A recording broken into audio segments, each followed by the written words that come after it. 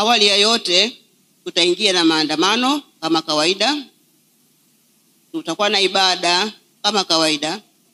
Baada ya ibada tutapokea sikukuu, shukrani ya sikukuu ya mavuno, tukitanguliwa na watoto. Baada ya hapo itafuata kamati iliyoandaa mavuno ya mwaka huu.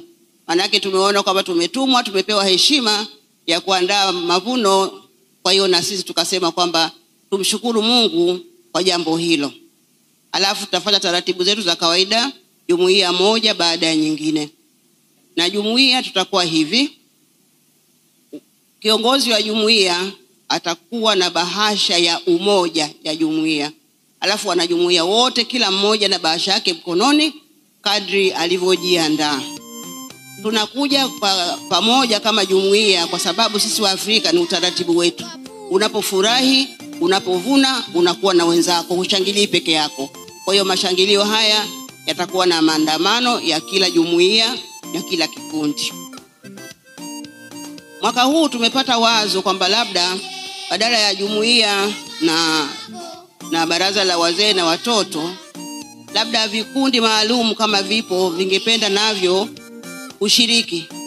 Kwa mfano kampuni, kwa mfano kwa yakuu wamekuwa nafasi ya 3, wanamshukuru Mungu kwa hilo, wamevuna ushindi. Kwa ya ukombozi kule wana mambo yao. Kwa hiyo kama watapenda wafika ofisi ya mchungaji, tafadhali wajiandikishe ili wawe kwenye ile orodha ya sikukuu ya mavuno.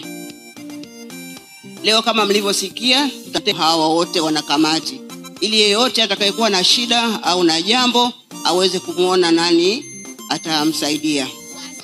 Tutakuwa hapa jioni ya tarehe 4 kuanzia saa 11 kupokea mavuno kwa wale wenzetu ambao wametaka kuyaleta mapema. Kwa hiyo baada ya saa 11 tutakuwa wote. Kama mlivyosikia pia tutakuwa na usafi wa pamoja wa jumuiya zote kuanzia saa 1 asubuhi.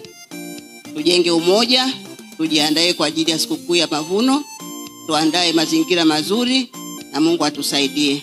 Bwana Yesu asifiwe kanisa. Asanteni.